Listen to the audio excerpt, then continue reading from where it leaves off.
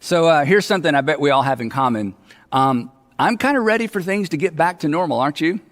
I mean, it's kind of been fun. It's sort of been a break. I say fun. For some people, it's been fun to have a break. For other people, it's just 100% stress. And, we're all somewhere on that continuum. But for the most part, I think we're all ready for things to get back to normal. But in light of what we've experienced and in light of what we've learned, it would probably be a shame for us to just go back to the normal. So right now, there are a lot of people talking about the new normal. In fact, I bet you've talked about the new normal. Now, as you know, some of the new normal may be forced on us. But here's the thing, and here's what we're going to talk about for the next 3 weeks. If we're wise, we will pause and ask the question, what have I learned? What have we learned? And what do we want to carry forward? We'll pause and ask the question, what have I learned? What have we learned? And what do we want to carry forward? Now, here's something I've learned. In fact, here's something I think we've all learned, that the producers of the Mad Max movies, you remember from the late 70s and 80s and early 90s, the Mad Max movies, the producers had it wrong. The producers had it wrong because here's what we've all learned. The most valuable commodity during an apocalypse is not oil. It's what? That's right. It's toilet paper. It's toilet paper. And I think somebody should make a movie about that. And of course, the perfect title would be Game of Thrones.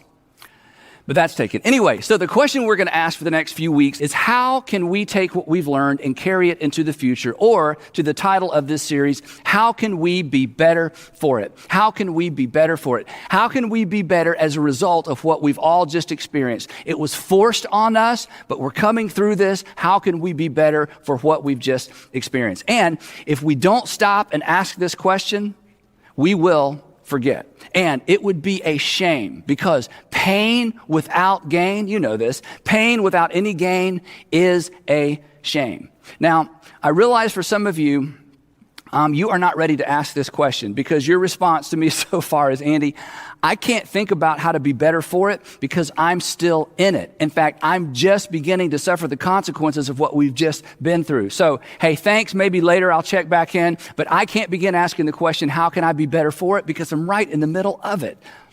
But I just want to push back on that just a little bit. And I realize I'm stepping out because I don't know your circumstances. I don't know your pain. I don't know what you're going through right now. I don't know how this has affected you and your family specifically. But here's what I do know. If we don't pay attention, we will not benefit from it. And our tendency will be to rush back to the old normal and miss the lessons learned in this new season or this new normal. Now, to help us understand this just a little bit better, C.S. Lewis, many years ago, in his little book, The Problem of Pain, explores this very tension of what should we learn and when is it too early to begin learning. Here's what he wrote in The Problem of Pain. He said, my own experience is something like this. I'm progressing along the path of life in my ordinary, contentedly fallen and godless condition, absorbed in a merry meeting with my friends for the morrow or a bit of work that tickles my vanity when suddenly a stab of abdominal pain that threatens serious disease or perhaps a headline in the newspaper that threatens all of us with destruction sends this whole pack of cards tumbling down. And at first, he says, I'm overwhelmed that all my little happinesses look like broken toys. But then slowly and reluctantly, bit by bit, I try to bring myself into the frame of mind that I should be in at all times. And perhaps, by God's grace, I succeed. And for a day or two, isn't that our experience? And for a day or two, I become a creature consciously dependent on God and drawing its strength from the right sources. But the moment the threat is withdrawn, and you already know what comes next, right? And the reason you know and the reason I know is because it's our story. We've been there, right? For some of you, your story went like this 2 or 3 years ago, maybe 5 years ago. Your husband or wife came to you and said, okay, if you don't change, I'm done. I'm out of here. We've talked and counseled, and I don't see any permanent change. And suddenly he or she had your attention. You sat up straight and you began making changes, right? You began coming home earlier. You started listening better. You paid more attention to the kids. You paid more attention to what he asked and what she asked. And suddenly you became a better husband. You became a better wife, and the marriage got better for a while. But the moment the threat was withdrawn, you began to retreat to your old ways, your old normal, your normal. Or maybe you're a single woman, and maybe your story was something like this, that you discovered, or you at least thought, that you were pregnant, and it scared you to death. And suddenly your religious past came crashing down on top of you. And maybe you prayed for the first time in a long time, and you begged God, and you promised change. And then you discovered that you weren't pregnant, and you were so relieved, and you were a different person. And you behaved yourself, and you stepped back into the standards that you had always embraced growing up for a while. But once the threat was withdrawn, you began to drift back into those normal ways. Or maybe your story is this. You had that scary physical, and your doctor looked at you and said, look, we've talked about this before, and if you don't make changes, you will not be around to play with your grandchildren. You certainly won't be around to play with your great-grandchildren. And he or she got your attention, and you went home and you got serious, and you dieted and you exercised, and people began to say, hey, you're looking better, and you felt better. Everything was better. And for a while, you stuck with it. But then what happened? Well, once the threat was withdrawn, you drifted back to normal. And all of these scenarios, and there are more, you've got your own story. All of these scenarios make me think, what is wrong with us? Why do we have to be led to the brink of disaster before we are willing to make the changes that we've known all along we need to make? Back to C.S. Lewis. Here's how he finishes this idea. But the moment the threat is withdrawn, my whole nature, and look at this verb, this is great. My whole nature leaps back to the toys. God has had me but for 48 hours, and then only by dint of taking everything else away from him. But let him sheathe that sword for a moment. And here's what I want us to avoid. And this is why we're going to talk about this for the next few weeks. Because in order for us to gain through this pain, we have to be intentional. Otherwise, we will all drift back to the normal that we used to have and never learn anything from it. And that's why I wanted to poke and prod just a little bit for the next few weeks. Listen to how he finishes this idea. But let him sheathe that sword for a moment. And I behave like a puppy, that when the hated bath is over, and if you have dogs, you know exactly where this is going. I behave like a puppy that when the hated bath is over, I shake myself as dry as I can, and I race off to reacquire my comfortable dirtiness. If not in the nearest manure heap, at least in the nearest flower bed. Now here's the thing, and you know this, and this is true of all of us. It is human nature to return to bad habits once the pain associated with those bad habits is gone, right?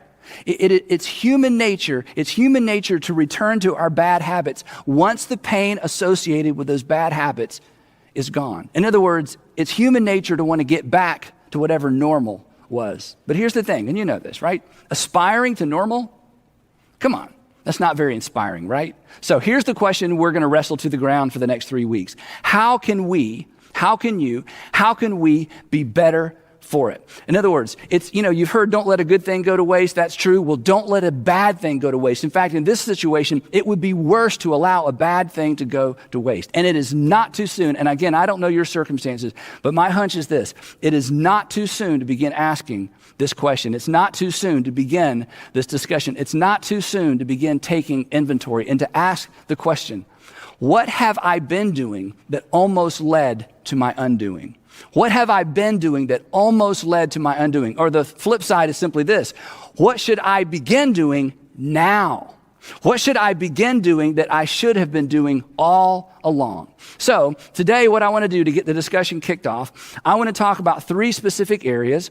And honestly, the first 2 are going to be a little bit painful.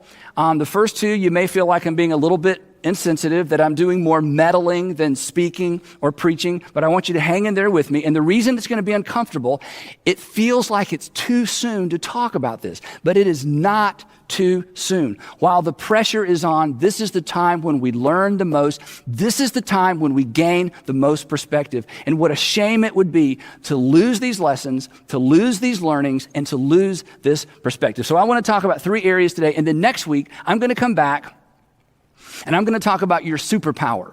You have a superpower. You have a special ability that empowers you to be better for anything you face in life. So next week, we're going to come back and talk about your superpower. So don't miss next week. But to sort of get us started, let's jump in here. How can you be, this is number 1 of 3, how can you be better for it financially? How can you be better for what we just went through? How can you be better for it financially? What have you been doing that almost led to your undoing financially? Or perhaps what have you been doing that actually led to your undoing financially? What financial habit caught up with you in this difficult season? Or ask it this way, what do you wish you'd been doing financially that would have set you up to be in a better place now? And whatever comes to mind, and you have an answer to this question, here's my challenge. Begin now. Now is the time to face up to 2 financial realities. In fact, there are several financial realities we need to face up to. But if you will use the pressure you're feeling right now, even perhaps the chaos in your finances right now, to begin asking these important questions, you will be better for it later. And I just want to talk about 2 financial realities that are looming large for many of us. Number 1, I want is better than I owe. If you have been a part of this broadcast or part of one of our churches for very long, you've heard us talk about this before. I want is better than I owe. In other words, it is better to go without things you don't need than to owe money on things you don't need. It is better to go without things you don't need. There's a tension there. Than to owe money on things you don't need. There's a tension there. There's a tension either way you go. But the tension of I owe is far worse than the tension of I want. The second financial reality that looms large right now, that serves as a reminder and perhaps sets you up to be better for it, is this. A financial hole, and you're going to hate me for this, but a financial hole is always due in part to a lack of self-control. That a financial hole, and I made it rhyme so you'll remember it, a financial hole is usually, maybe always, but let's just say usually due to a lack of self-control. Let me illustrate it this way. Before this crisis, you had this thought. If only I had more money. If only I had more money. If only I made more money. During the crisis, you had this thought. If only I'd saved more money. If only I had saved more money, which is the same thing as saying, if only in the past I had exercised better self-control. That a financial hole is usually due in part to a lack of self-control. And if you are facing the consequences of a lack of self-control financially, now is the time to write that down, to learn this lesson, and never, ever do what you did in the past again so that you would be ready for the future. The writer of Proverbs states it this way, and he gives us a word picture that is really not very relevant to our current situation, or certainly relevant to our current culture, but it's a powerful word picture from ancient times. Here's what he wrote. He said, like a city whose walls are broken through is a person who lacks self-control. Like a city whose walls are broken through. Again, for us, this is meaningless. But in ancient times, the walls around a city represented security and peace and prosperity and safety. And when an enemy would come, they would pick the weakest part of the wall and they would use weapons of warfare, siege warfare, to eventually break through or create a breach or a break in the wall, and the enemy would pour through the wall. And here's what the writer is saying. That a city, when the walls are broken through, the people within the city, they lose their security, they lose their safety, and they lose their autonomy. They lose their ability to control their own lives. And here's his point. That a lack of self-control, and this is true for any area of life, a lack of self-control leads to a loss of control. That a lack of self-control in any area of life ultimately leads to a loss of control. And let me ask you this. What do you want pretty much more than anything in life? You want control of your life. The key to having control of your life is to exercise self-control. And consequently, because of what we've just been through, you may be learning this lesson the hard way financially.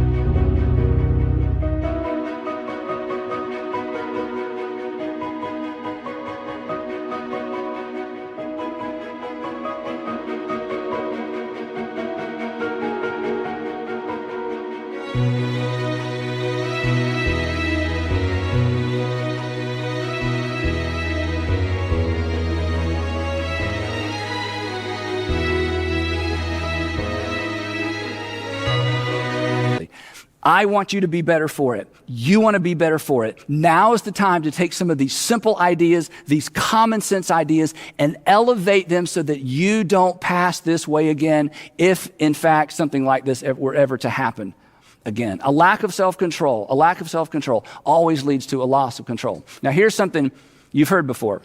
I bet somewhere in the past, somebody either gave you this advice or you heard someone talking about having been given this advice. And the advice was to have 3 to 6 months of savings set aside in case of an emergency. Have you ever heard that before?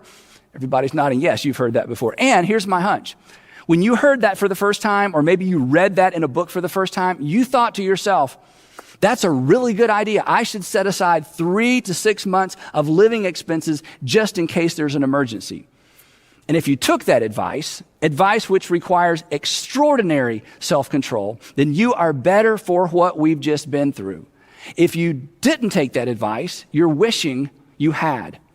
Now is the time. Now is the time to create a plan to set money aside in case there's a financial bump. That is wisdom. That way, when your walls are attacked, they will not be broken through because your self-control in creating an emergency fund has prepared you for the future. But an emergency fund requires what?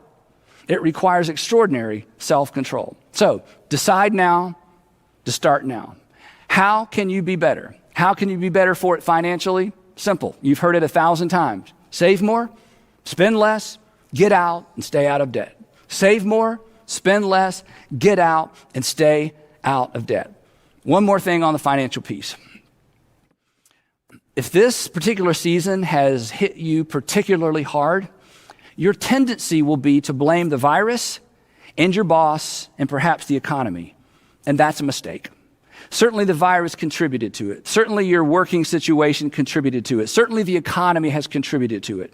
But here's what I want to say, and this is hard. Perhaps you contributed to your situation as well. And you must own that slice of the pie. And now is the time to own it. And now is the time to make decisions so that you never face this situation again.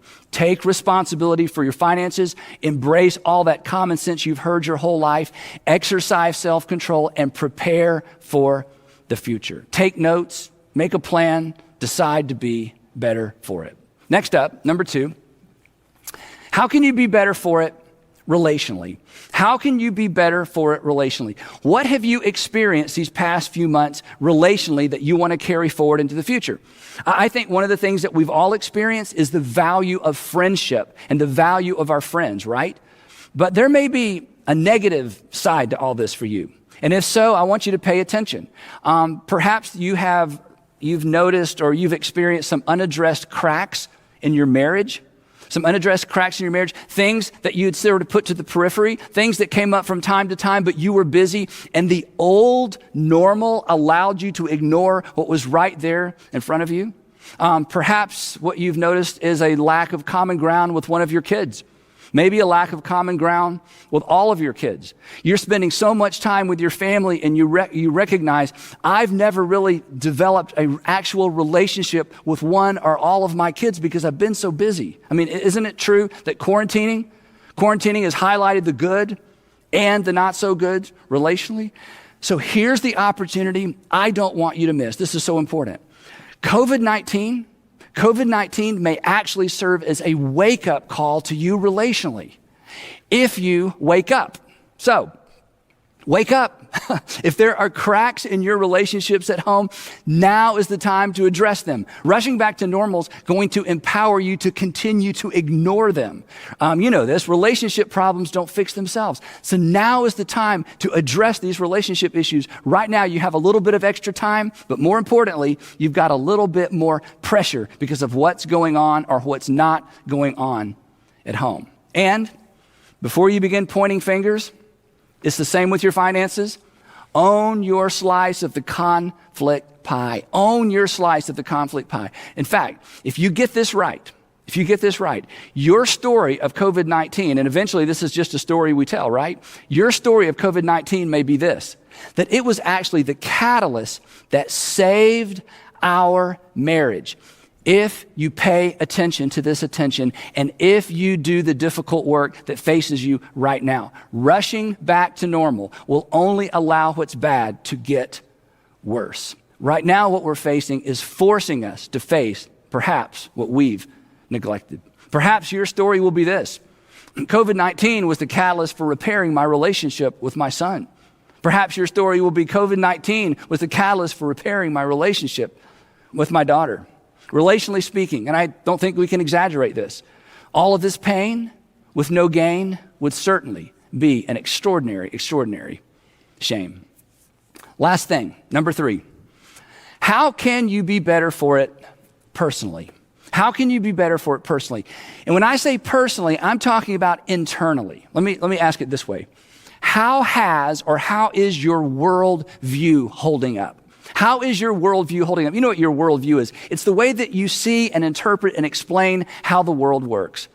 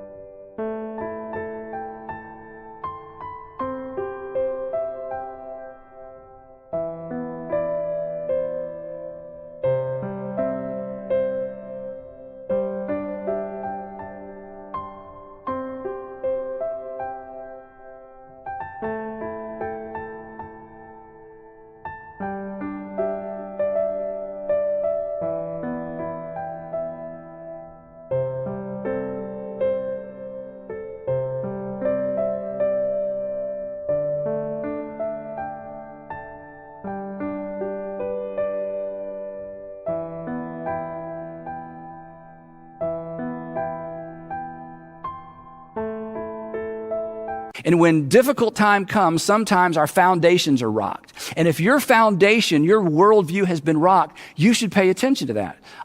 Do you find yourself asking questions that you've never asked before?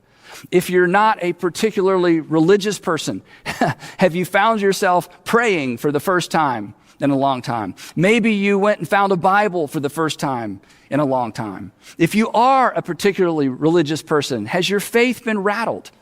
Did you perhaps discover that your faith was more fragile than you imagined? Did you find yourself asking questions, or do you find yourself asking questions you've never asked before? Questions like, where's God? How could God? Or I thought God. So here's my point. Regardless of which side of the faith aisle you're on, if this current season has created tension on the inside, pay attention to that tension. It means you are on the verge of learning something new or being reminded of something that you've forgotten. It could lead somewhere good, and it could certainly lead somewhere better. My friend Kate Bowler said this, and I wasn't sure if I'd heard her say it or actually had read it in her book, but here's her quote, and I'll tell you how I found it in just a second. Here's what Kate Bowler wrote. She says this: there's a little prosperity gospel in all of us. There's a little prosperity gospel in all of us. And the prosperity gospel is this gospel that says basically good things come to good people and bad things come to bad people. That just kind of what goes around comes around, and what comes around goes around. That you sort of earn your way through life, and that God favors certain kinds of people because of their behavior. And in spite of the fact that you may reject that kind of theology, I think she's right. There is a little bit of that thinking in all of us, that God owes me. Or if you don't believe in God, that life owes me, or karma owes me, or somebody owes me because I have been a good person and I have lived a good life. Now, Kate is actually a professor at Duke Divinity School. She's also a cancer survivor, and she has written from her pain, and she's basically put her life and her pain out there for the whole world to see and to examine in an effort to help people understand what it means to navigate difficult times. In fact, she wrote a little book that Sandra and I both read. It's entitled, Everything Happens for a Reason, and I love the subtitle, And Other Lies I've Loved. So, as I mentioned, I actually texted Kate to make sure I got her quote right and make sure it was either something she said or something from her book. And as we texted back and forth and I told her what we were going to talk about, here's what she communicated to me in her text. She wrote this. She said, each of us, through the accidental narcissism of wanting to be happy. Don't you want to be happy? I want to be happy. And in wanting to be happy, she says, we kind of find ourselves tripped up in this accidental narcissism. What an insight. We get confused about what we actually deserve. And then she wrote this. The world cannot help us know the difference between who is righteous and who is just plain lucky. Now, here's my point. If this season has kind of rocked your world in terms of your internal world, if this season has rocked your worldview, if this season has rocked your faith, pay attention to that tension. You may be on the verge of learning something new, or you may be on the verge of being reminded of something old. If current events have left you wrestling with God questions, and you're not a religious person, and you just assumed you left that wrestling ring years ago, but now you find yourself wrestling with God questions, pay attention to that. And if you're a Christian, pay attention to this tension as well. You may discover a different kind of faith. You may discover a better faith. You may discover a different version of faith. And perhaps in this season, you will finally give up your faith in the non-existent God who doesn't allow bad things to happen to good people. And in this season, you may come face to face with the God who allowed the worst possible thing to happen to the best possible person, his son. And he did that on your behalf. So the point is simply this. We're going to get through this. Things are going to become more normal, but let's make sure we are better for it. Let's make sure that we're better for it financially. Let's make sure that we're better for it relationally. And let's make sure that we are better for it personally. Because, and you know this, pain, all this pain without any gain would certainly be a shame. So let's face and embrace the lessons we've learned, and let's for sure face and embrace the perspective we've gained. Let's all decide, and it begins today, let's all decide that we are going to be better for it. Let's not do what C.S. Lewis referred to when he said, let's not behave like a puppy when the hated bath is over. And this hated season will come to an end. This hated bath will be over. But let's not race off to the nearest flower bed. And let's certainly not roll around in the nearest manure heap. Let's not forget what we've learned. Let's not lose this perspective. And to help you do that, I want to make a suggestion. Now, some of you aren't going to like this, and that's okay. We're going to talk about it for 3 weeks. Some of you are going to love this. But because it's so easy for us to forget, because it's so easy and because we're so prone to just move on, I want to encourage you as you think about what you want to carry forward from this season. I want to encourage you.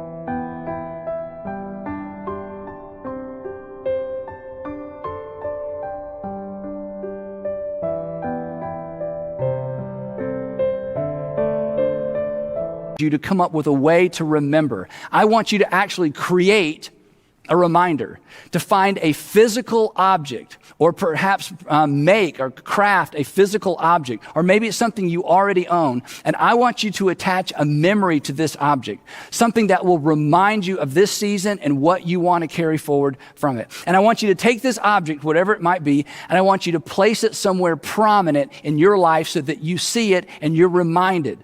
Maybe it'll be simply a reminder to slow down. Maybe it'll be a reminder of the value of friendships that you've neglected. Maybe it'll be a reminder to kind of dig in and deal with the crack in your relationships at home. Maybe a reminder to invest in that son or that daughter that is not like you and consequently you've just had a hard time connecting with. Perhaps it's a reminder of who or what's most important. Perhaps it's simply a reminder of something we've all learned, that, well, we have far more in common with people than not. But I want you to come up with a reminder and place it somewhere where you can be reminded. And you have 2 or 3 weeks to do this, because we're going to talk about this for the next couple of weeks.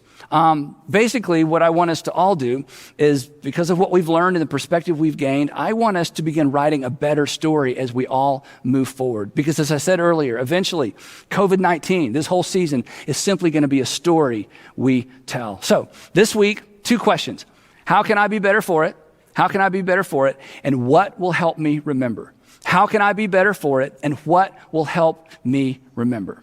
Normal, or even the new normal, is right around the corner. I can't wait for us to get there. I think we're all looking forward to it. And I'll just be honest, I'm even looking forward. I know you're not going to believe me. I'm actually looking forward to us being together. And I'm actually even looking forward to being interrupted by crying babies and obnoxious ringtones. So I am looking forward to normal, even the new normal. And we'll get there soon enough. But let's not miss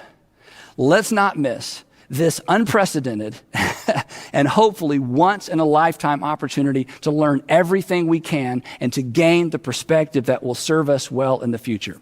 Let's not merely settle for getting through this. Let's decide to be better for it. Now, next week, as I said, I'm going to come back and talk about your superpower. You actually have a superpower. You have an ability to ensure that everything that comes your way makes you better. You can be better for it. I don't want you to miss that, so don't miss next week.